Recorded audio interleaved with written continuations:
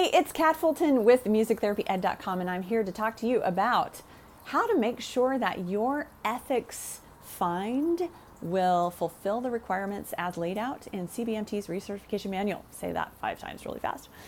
So, first of all, a couple of things to keep in mind. CBMT does not want you taking your ethics presentation, your ethics publication, your ethics book, your ethics chapter, your service in an ethical manner and using that for your ethics requirement. Doesn't work. In the professional development category or the service category, you cannot use those for your ethics requirement. However, what you can use is putting your butt in a chair and being a student to ethics. So it sounds to me more like CBMT really wants you to absorb the ethics information instead of teach it to fulfill that requirement. Okay, just my opinion. But this is coming straight out of page 13 of the Recertification Manual. Okay, let's say you find an ethics class out there and it's free and it's like 10 hours and you're thinking, holy, I have struck gold. This is amazing. This is going to count. Well, not so fast, because there are a couple things you want to make sure of. Number one is the provider who is giving this ethics course, are they an approved provider through CBMT? If they are, here's your decision tree.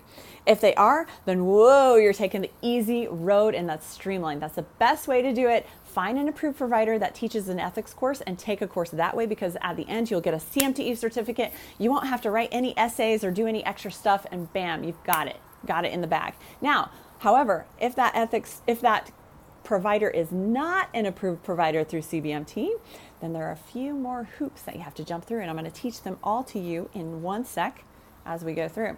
So first of all, you'll want to look up page 13 of your recertification manual and make sure that this ethics course fulfills the 4 essential elements of CMTEs, which are: make sure that your attendance is officially documented, make sure that the event is of adequate length and intensity to provide the in-depth learning experience. Number 3, make sure that that presenter knows what they're talking about. Make sure they're qualified to teach the ethics. Number 4, make sure that the learning objectives in this course are being addressed and met directly in the CBMT board certification domains. Okay, there's a document on CBMT's website all about that.